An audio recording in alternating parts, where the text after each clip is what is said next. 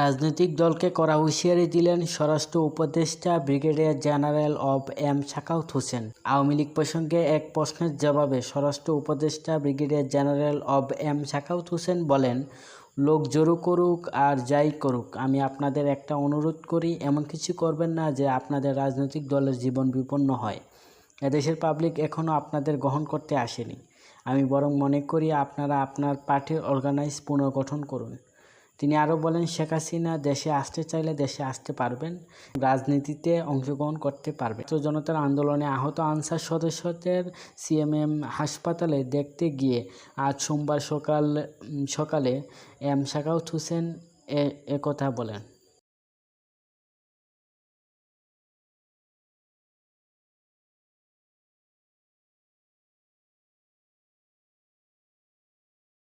বাংলাদেশে আওয়ামী লীগের অনেক অবদান আছে উল্লেখ করে এম সাখাওয়াত হোসেন বলেন, এটা আমরা অস্বীকার করতে পারি না। তিনি তিনি রাজনৈতিক দলদের আহ্বান করেন, আপনারা আপনাদের দলকে পুনর্গঠন করুন এবং রাজনৈতিকভাবে নির্বাচনে অংশগ্রহণ করুন। চাঁদাবাজি করবেন যেই পার্টি হোক, সেই পার্টিকে আমি বারবার বলছি যে চাঁদাবাজি করবেন না, মানুষের দুর্ভোগ পাবেন না।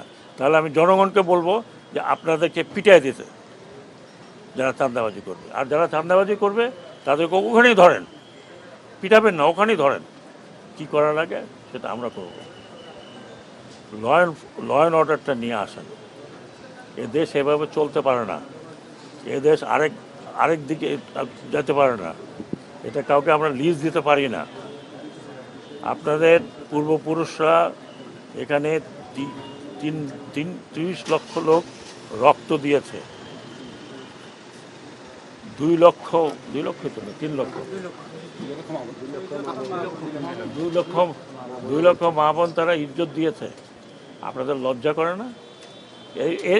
এরপরে এই বাচ্চা ছেলেপেলেরা আপনাদের জন্য এই একটা উন্মুক্ত পরিবেশ করে দিয়েছে। আপনাদের লজ্জা করে না? আপনারা তাদের রক্তের উপরে পলিটিক্স করবেন আর চাঁদাবাজি করবেন? Don't do it. আমি ওয়ার্নিং দিচ্ছি, প্লিজ ডোন্ট ডু ইট।